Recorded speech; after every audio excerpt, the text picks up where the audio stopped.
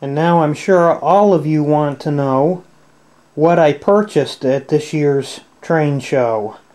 Well, actually this year I did something different. I actually did not buy any HO scale models at all.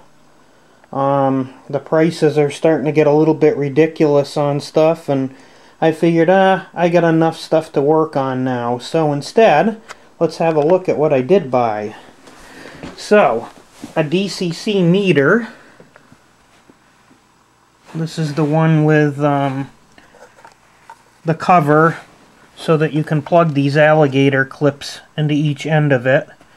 And I also got 3 panel mount, essentially, units. It's the exact same thing, other than there's no plastic trim on it.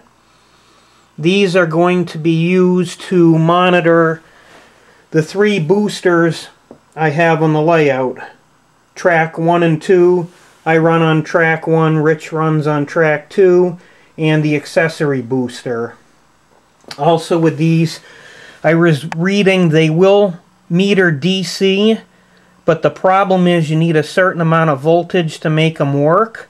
However, they come with this battery option, and I'll show you that in a different video, where you can actually solder on a lead and hook it up to a 9-volt battery, or in my case I'm going to get a cheap Radio Shack 9-volt power supply, because I don't have one kicking around here at the house that's 9 volts. Most of them are either 6 or 12. Anyway, so there's the 3 meters, some information on it, instructions, the free Atlas catalog, which is always good to have, NCE's brochure, and oh, I just noticed something.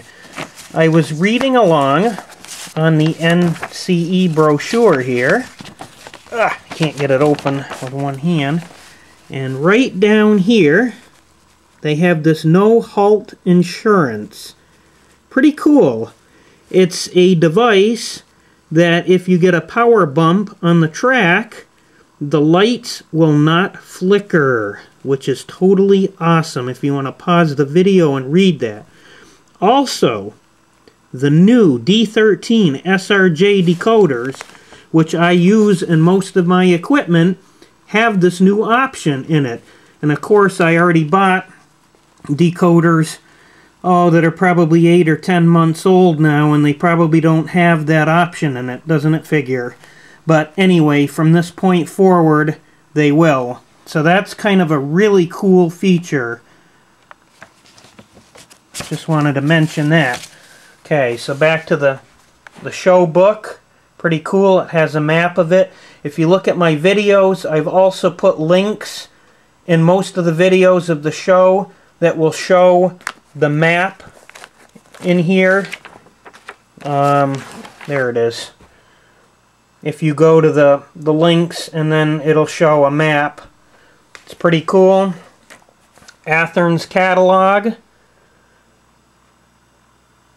And I spent quite a bit at the Conrail Historical Society this year. SD40-2s and SD40s. Absolutely awesome book. If you're a Conrail modeler, you gotta have it. It is awesome. Also this one here, which isn't too bad. The price was right, so I got it. And some real locomotive number boards. Sweet.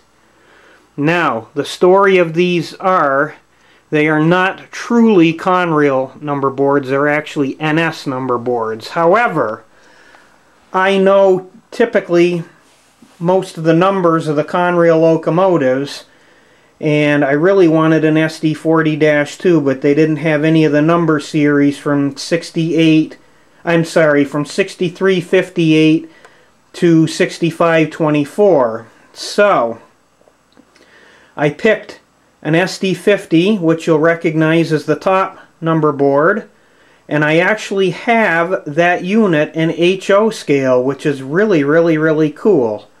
However, Conrail number boards, up until 1989, were black with white letters. After 1989, they switched over to white background and black letters. So this would still be valid if it had the Conrail quality paint scheme or if it had the white side sill.